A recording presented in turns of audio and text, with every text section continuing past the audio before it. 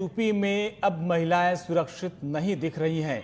हाथरस मामले को लेकर देश भर में बवाल मचा हुआ है और दूसरी तरफ बलरामपुर से भी गैंगरेप की वारदात सामने आ गई। यानी एक के बाद एक लगातार ऐसी घटनाएं सामने आ रही है। बलरामपुर में 22 साल की एक छात्रा के साथ बदमाशों ने गैंगरेप की वारदात को अंजाम दिया। इतना ही नहीं, गैंगरेप के बाद इन दरिंदों ने छात्रा के दोनों पैर तोड़ दिए और छात्रा को दवा का इंजेक्शन लगाकर मुंह बंद कर दिया गया, जिससे वो कुछ बोल न सके। दरअसल छात्रा कॉलेज से एडमिशन लेकर घर लौट रही थी और तभी इस रास्ते में दरिंदों ने किडनैप कर लिया और फिर इंजेक्शन लगाकर उसके साथ गैंगरेप किया। अस्पताल में ले जाते वक्त छात्रा की मौत हो गई। शव को पोस्टमार्टम के लिए भेज दिया गया, लेकिन सवाल ये उठ रहा है कि आखिर कब तक ये सिलसिला चलेगा। हर दूसरे दिन तीसरे दिन ऐसी खबरें आ रही हैं। अभी हाथरस का मामला अभी थमा भी नहीं था कि बलरामपुर से भी वैसी खबर आ गई।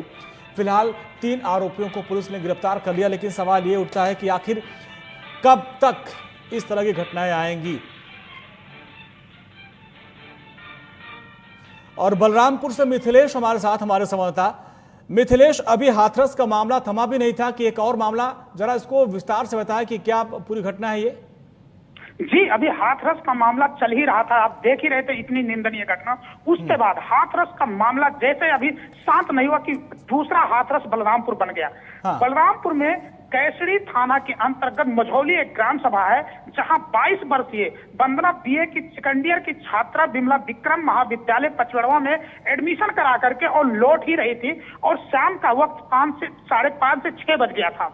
हाँ। उसी के बाद 5 दरिंदे एक गाड़ी में जाते हैं 4 पहिया में और उसका पीछा करते हुए आते हैं और जबरदस्ती सुनसान जगह रास्ते में उसको पकड़ करके और उन दरिंदों गाड़ी में बैठा करके उसके बाद एक उसके हाथ में इंजेक्शन लगा देता है जो नशे का। उसके बाद वो सो जाती है।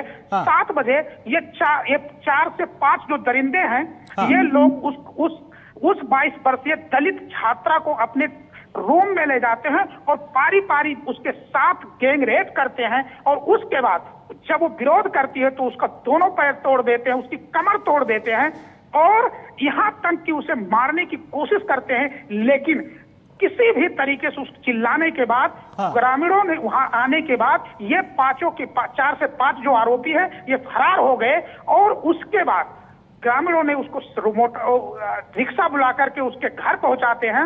हाँ। और उसके बाद उसको घर से सरकारी अस्पताल ले जा रहे थे। बलरामपुर बीच में तुलसीपुर से पहले ही उसकी मौत हो जाती है। मिथिलेश, ऐसे दरिंदों को शर्म नहीं आती? क्या पहचान हो पाई, कौन लोग थे? क्या उस बच्चे ने कुछ बताया कि भाई इन लोगों की कोई शिनाख्त जिनको गिरफ्तार किया गया है, क्या वही दरिंदे थे? वो अभी 3 लोगों को गिरफ्तारी हुई है और हाँ। उसमें 2 लोग और भी बताया जा रहा है कि और इन्वॉल्व थे, लेकिन जिले की प्रशासन 24 घंटे से होने वाला है, अभी भी इस पर चुप्पी साधी हुई है और कुछ बोलने के लिए तैयार नहीं है।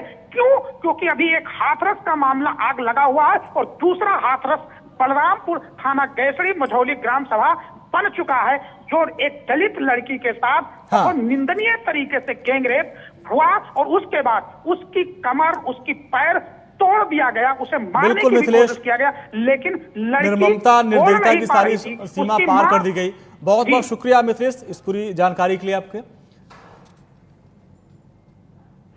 लड़की की पहले किडनैपिंग और उसके बाद जो 3 से 4 किडनैपर थे उस लड़की को गाड़ी में भर करके और उसके बाद उसके बदन में या उसके शरीर में इंजेक्शन लगाया गया जिससे लड़की बोल ना सके। और उसके बाद रात के अंधेरे में आपको मैं दिखाना चाहता हूँ कि ये वही रास्ता है और इस रास्ते से उस लड़की को ला करके और आपको बताना चाहता हूँ, देखिए ये लड़की की जूती है और यहाँ पे अभी भी ये जूती पड़ी हुई है, जिससे ये आगे जा करके और आगे एक कमरा है और उस कमरे में 3 से 4 दुराचारी हैं, उस लड़की के साथ रेप करते हैं और उसके बाद वो अपनी आवाज ना बोल सके और किसी को दर्द सुना ना सके, इसीलिए लड़की के इंजेक्शन लगाया गया और उसके बाद उसका हाथ पैर तक तोड़ दिया गया और चंद घंटों के बाद लड़की ने दम तोड़ लिया।